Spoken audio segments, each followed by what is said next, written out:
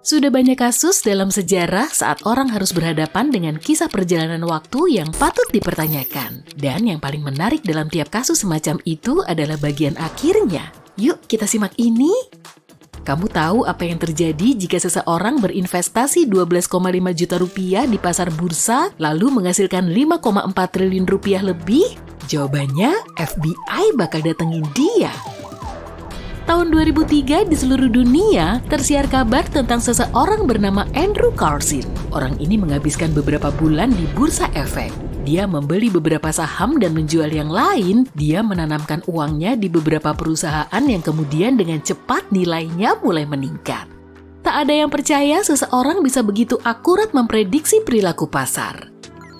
Kekayaannya bertambah tiap pekan dan dia segera memiliki 5,4 triliun rupiah lebih di rekeningnya. Tentu saja Komisi Sekuritas nggak bisa melewatkan penipuan semacam itu. Tapi apakah memang ini penipuan? Itulah yang harus FBI cari tahu. Mereka menahan lelaki itu, Andrew nggak melawan dan bersikap sangat tenang. Para agen yakin dia akan ngajuin berbagai alasan seperti, "Aku nggak ngelakuin apapun, aku dijebak, kalian salah tangkap." Tapi Andrew Carlson mengatakan sesuatu yang di luar dugaan. Dia mengakui kalau dia tahu lebih dulu semua perubahan di pasar bursa karena dia datang dari tahun 2256 dengan mesin waktu. Tentu saja para agen FBI nggak percaya, mereka menemukan dokumennya dan mulai mengecek identitasnya. Dan disinilah mereka dihadapkan pada misteri sungguhan, mereka nggak bisa menemukan catatan atau informasi apapun tentang orang ini. Dia muncul begitu saja, entah dari mana dan mulai meraup banyak uang. Dia bilang dia nggak tahan ketika melihat peluang untuk kembali ke masa lalu dan memperoleh uang dengan mudah. Dia berusaha bersikap sembrono, sengaja kehilangan sebagian uangnya, tapi gagal untuk tidak dicurigai. Tak seorang pun percaya dia. Oke, taruhlah dia bohong, lalu dari mana dia dapat info yang memungkinkan untuk meraup uang sebanyak itu? Katakan, satu perusahaan besar mencoba menyedot perusahaan lain, informasi tentang kesepakatan ini bersifat rahasia dan tak seorang pun bisa tahu hal ini kecuali segelintir orang. Andrew nggak mungkin tahu rahasia semacam itu, tapi dia tetap memperoleh rahasia ini dari suatu tempat. FBI nggak pernah berhasil mengungkap hal ini. Korporasi dan perusahaan tempat Andrew meraup untung nggak menemukan catatan apapun tentang Andrew Carlson. Tak seorang pun tahu siapa dia dan dia juga bilang kalau dia tahu cara mengatasi banyak penyakit dan peristiwa yang akan segera terjadi. Kayaknya dia berkata jujur, tapi ada satu detail kecil yang bikin versinya meragukan. 2003 bukan tahun terbaik bagi ekonomi Amerika Serikat, jadi kenapa Andrew Carlson datang di periode ini? Apa ya tujuannya?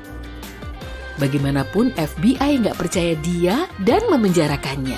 Sebulan kemudian seseorang mengirimkan jaminan sebesar $1 juta atau sekitar 15,6 miliar rupiah untuk menebus dia. Lalu Andrew Carlson lenyap, mungkin dia masuk ke mesin waktunya dan kembali ke dunianya. Berita tentang penjelajah waktu ini segera menyebar ke seluruh dunia. Situs-situs berita terkenal memuat tentang Andrew Carlson.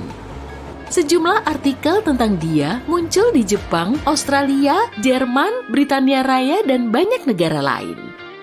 Dan tentu para jurnalis mulai menelepon FBI untuk mencari tahu lebih banyak detail cerita ini.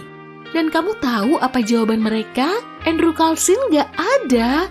FBI capek ngasih tahu semua orang kalau cerita ini fiksi, palsu. Dan ini muncul gara-gara satu sumber, Weekly World News. Tabloid ini memang suka bikin berita semacam itu. Suatu hari situs ini menulis tentang pesawat yang mendarat 37 tahun setelah keberangkatannya. Dan semua orang juga percaya. Cerita Andrew Carlson jadi begitu populer karena beritanya diunggah oleh Yahoo. Begitu para pengguna Yahoo membaca, berita ini menjadi viral. Tentu saja FBI nggak pernah menahan Andrew Carlson dan tak seorang pun yang pernah mengeruk keuntungan 5,4 triliun rupiah di pasar bursa. New York 1951. Seorang lelaki bernama Rudolph Vance sedang menyusuri jalanan gelap. Dia memakai pakaian aneh, jas hujan panjang model lama, dan topi. Orang-orang di sekitar memandangnya dengan kaget, namun lelaki itu nggak peduli. Dia mulai menyeberang jalan di tempat yang salah. Saat itulah sebuah mobil muncul dari sudut, sopir nggak melihat lelaki itu dan terjadilah kecelakaan. Polisi dan ambulans tiba, syukurlah Rudolf selamat. Para dokter dan tim penyelamat mencoba mengidentifikasi lelaki itu, mereka menemukan paspor model lama. Polisi mulai menyelidiki kasus itu dan mengetahui bahwa Rudolf Fens lenyap tanpa bekas di tahun 1876. Dan sekarang, hampir 80 tahun kemudian, dia muncul di jalanan New York dan Rudolf Fens bilang dia adalah penjelajah waktu. Kisah Rudolf Fens dimuat di banyak surat kabar dan buku tentang waktu. Seiring waktu, cerita itu memperoleh detail baru. Banyak orang percaya keasliannya, tapi seorang peneliti mutusin untuk nyari tahu yang sebenarnya. Dia menemukan mitos Rudolf Fens pertama kali muncul di sebuah buku tahun 1950-an yang berisi cerita sci-fi.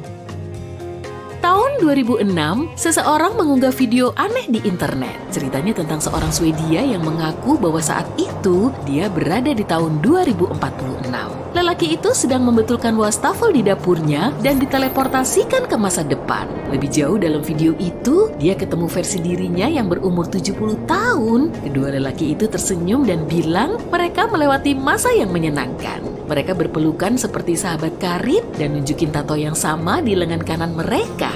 Lalu video itu berakhir. Rekaman ini kemudian menjadi populer, orang-orang mulai mencari kedua orang ini dan mereka segera mendapat jawaban. Ternyata video ini bagian dari kampanye iklan pesanan sebuah perusahaan asuransi. Salah satu kasus perjalanan waktu palsu yang paling terkenal terjadi tahun 1941. Suatu hari yang cerah, South Fork Bridge di Gold Bridge, British Columbia dibuka lagi. Banyak penduduk lokal datang untuk melihat konstruksi baru itu. Seorang cowok di antara mereka kelihatan lain daripada yang lain. Seseorang memfoto cowok ini sehingga dia banyak menjadi bahan pembicaraan. Nah, kita lihat kerumunan orang di foto hitam putih ini ya. Kebanyakan pria memakai tuxedo, dasi, dan topi. Para wanita memakai baret dan jaket rapi, tapi di antara mereka ada seorang cowok dengan gaya rambut modern, berkacamata hitam, kaos bermotif, dan mengenakan sweater. Dia juga memegang kamera modern. Model ini terlalu kecil untuk tahun 40-an. Di tahun 2010, foto ini ditemukan pemakai internet dan menjadi viral. Mereka menyebut dia hipster penjelajah waktu. Hal paling menarik adalah para ahli sudah mengkonfirmasi keaslian foto itu. Tapi penelitian lebih jauh menunjukkan kemunculan cowok ini sebenarnya sesuai dengan masa itu.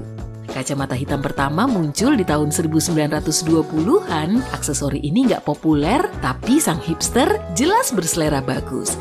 Gaya rambutnya khas masa itu, hanya saja kelihatan aneh karena hampir semua pria lain di foto itu memakai topi. Pakaian cowok ini bukan dari masa depan. Kalau kamu lihat lebih dekat, akan kamu lihat di sweaternya dijahit emblem tim hoki setempat, Montreal Maroons. Kamera yang dia pegang adalah peranti mutakhir.